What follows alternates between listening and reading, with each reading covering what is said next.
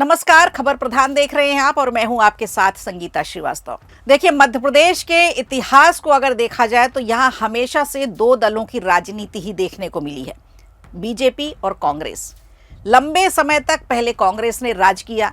छत्तीसगढ़ बनने के बाद भी कांग्रेस के कई बड़े नेताओं की राजनीति यहीं से चमकी, लेकिन पिछले 20 वर्षों से देखा जाए तो यहाँ बीजेपी का अभेद किला बन चुका है।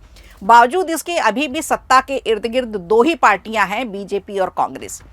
भले ही सत्ताधारी बीजेपी और मुख्य विपक्षी पार्टी कांग्रेस जो यहाँ मजबूत स्थिति में नहीं है, लेकिन कई पार्टियां ऐसी हैं जिन्होंने लंबे समय से मध्य प्रदेश में अपनी जड़ें मजबूत करने की कोशिश की, विस्तार करने की कोशिश की, लेकिन उन्हें कामयाबी नहीं मिली। बसपा प्रमुख मायावती के दौर में बसपा का वोट बैंक कुछ हद तक मध्य प्रदेश में बना, कुछ सीटें भी निकली, और सपा के हाथ तो कुछ भी नहीं आया। सपा हाथ पैर मारती रह गई, लेकिन उनका दफ्तर भी बंद हो गया।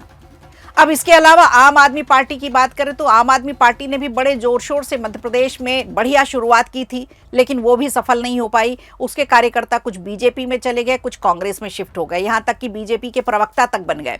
तो कहने का मतलब ये कि मध्य प्रदेश की जमीन पर सिर्फ दो दलों की राजनीति ही परिक्रमा करती है। लेकिन अब खबर यह है कि बिहार से आने वाले मोदी सरकार के कैबिनेट मंत्री ने अब मध्य प्रदेश की तरफ अपनी निगाह दौड़ा दी है। अपनी पार्टी के पैर अब मध्य प्रदेश में जमाने की तैयारी में है।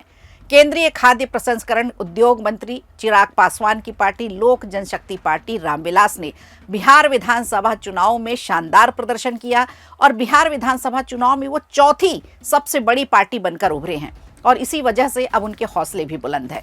ऐसे में अब उनकी निगाह मध्य प्रदेश की तरफ आ गई है। चिराग पासवान का कहना है कि उनके पिता का सपना था कि पार्टी को राष्ट्रीय स्तर की पार्टी बनाया जाए और अब ये सपना उनका खुद का भी हो गया। तो एक पंथ दो काज हो जाएंगे, अपना सपना भी पूरा हो जाएगा और पिताजी का भी सपना पूरा हो जाएगा। तो यही वजह है कि अब चिराग पासवान मध्य प्रदेश की तरफ रुख कर रहे हैं। अब पासवान की पार्टी दूसरे राज्यों में भी विस्तार करने की तैयारी कर रही है। मध्य प्रदेश में लोक जनशक्ति पार्टी रामविलास ने अपनी कार्यकारिणी का भी विस्तार किया है, जिसमें पार्टी के राष्ट्रीय उपाध्यक्ष जय कुमार ठाकुर मौजूद हैं। उनकी पार्टी के कार्यकारिणी मध्य प्रदेश में गठित की गई है, जिसमें प्रदेश अध्यक्ष बनाया गया है यश तिवारी को। प्रदेश अध्यक्ष, उपाध्यक्ष समेत कई पदों में नेताओं की तैनाती की गई है। अब माना यह जा रहा है कि पार्टी आने वाले दिनों में और भी ज्यादा विस्तार कर सकती है।